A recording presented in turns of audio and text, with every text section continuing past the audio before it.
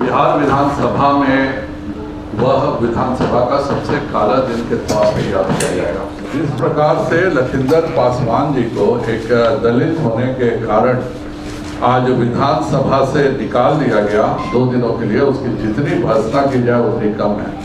और जिस विधायक ने, चूंकि वह सत्तारूढ़ गठबंधन का विधायक है और उसने असंसदीय भाषा नहीं शब्द किया, उन्होंने बकायदा गाली दी और एक दलित को इसलिए दिया गया क्योंकि वह सेविका और सहायिका की बात कर रहा था। और जिन लोगों ने सेविका सहायिका के साथ बिहार में वादा किया था कि हम आप लोगों को नौकरी पे रखेंगे, पेंशन दिलाएंगे, उस तरह के तत्व जिन्होंने, जो आदतन असामाजिक तत्व हैं, उन्होंने किया। हमने देखा विधानसभा में बकायदा मारपीट हुई थी और उसके बावजूद भी जब विजय सिन्हा जी अध्यक्ष थे तो हम लोगों ने एक कमेटी बनाया था, मतलब विधानसभा में कमेटी बनी थी, कमेटी के अपने प्रोसेस हुए थे, 6 महीने तक उसकी जांच हुई थी और उस जांच पर कार्रवाई नहीं करते हैं, लेकिन केवल चूंकि राजद में एक खास समाज के लोग अब सत्ता में इतने मगरूर हो गए हैं कि अनुसूचित जाति का अपमान करना वो अपना हक समझते हैं और इसी कारण से आज लखिंदर पासवान जी के साथ 2 दिनों के लिए निष्कासित किया गया।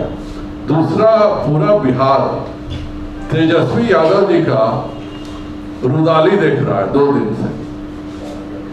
मेरा सीधे तेजस्वी यादव जी से प्रश्न है कि आप यह क्यों नहीं बोलते हैं कि हमने किसी को भी नौकरी के बदले जमीन नहीं लिखवाया, हमने किसी से भी शॉपिंग मॉल, होटल के जमीन देने के बदले नहीं दिया।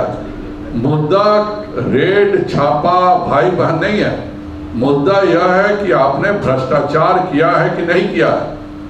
आप कहते हैं कि मेरी न्यू फ्रेंड्स कॉलोनी में पहले की जमीन है, 4 लाख में न्यू फ्रेंड्स कॉलोनी में जमीन शायद 1947 में मिलती होगी और आप 50 करोड़ 150 करोड़ की संपत्ति को 4 लाख रुपए में खरीद लेते हैं और यह दिखाते हैं कि हमारा 4 लाख रुपए में, जहां पे न्यू फ्रेंड्स कॉलोनी में किसी को किराए पर 3 बेडरूम फ्लैट नहीं मिल सकता है, 4 लाख रुपए में वहां आप 4 मंजिला मकान करते हैं। तो बिहार के युवाओं को यही बता दीजिए आप कि कैसे न्यू फ्रेंड्स कॉलोनी में 4 लाख रुपए में 4 मंजिला मकान लिया जाए। 40 से 50 लाख रुपए महीना तो किराया आने लगेगा लोगों को। तो मेरा स्पष्ट मानना है कि तेजस्वी यादव जी को अपने पिताजी और अपने द्वारा किए गए भ्रष्टाचार के लिए बिहार की जनता से माफी मांगनी चाहिए और उनको बताना चाहिए कि ये सब जो घोटाला किया गया, यह पैसा उन बेचारों को क्यों नहीं लौटाया जा रहा है। जो बेचारे 4th ग्रेड के मजदूर थे जिनको आपने रेलवे की नौकरी के नाम पे दिया है, आज भी उसकी जमीन वापस कर दीजिए। किसने आपको मना किया है? आपका बेचारा जिंदगी भर आपके यहाँ गोपालगंज में जो गायब हुआ है, उसकी जमीन उसको वापस करने में आपको क्या दिक्कत है?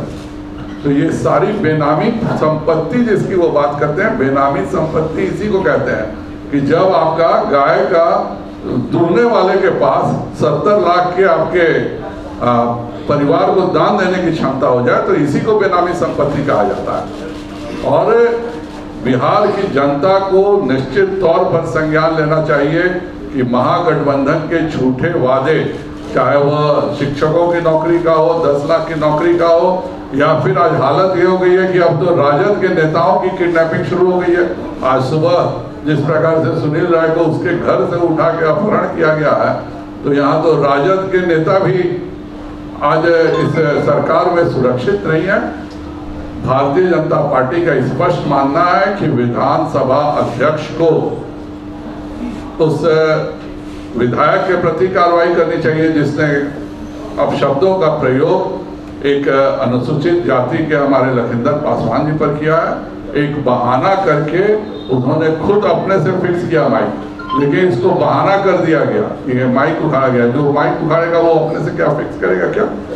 तो बिहार में लोकतंत्र की हत्या की जा रही है और तेजस्वी यादव, जो कि भ्रष्टाचार के हिंदुस्तान के सबसे बड़े प्रतीक हैं, उनको जनता के पास आके माफी मांगनी चाहिए। जितनी संपत्ति उन्होंने दान में ली है वो सब संपत्तियों को लौटाएं और ललन सिंह जी को भी सामने आना चाहिए। आज जो वो कहते हैं कि बहुत गलत हो रहा है तो ललन सिंह जी को बताएं वो कि उन्होंने जो कागज दिए थे क्या वो सारे कागज फर्जी थे, या ललन सिंह स्वयं सरकारी गवाह बना के बचा दें तेजस्वी यादव को।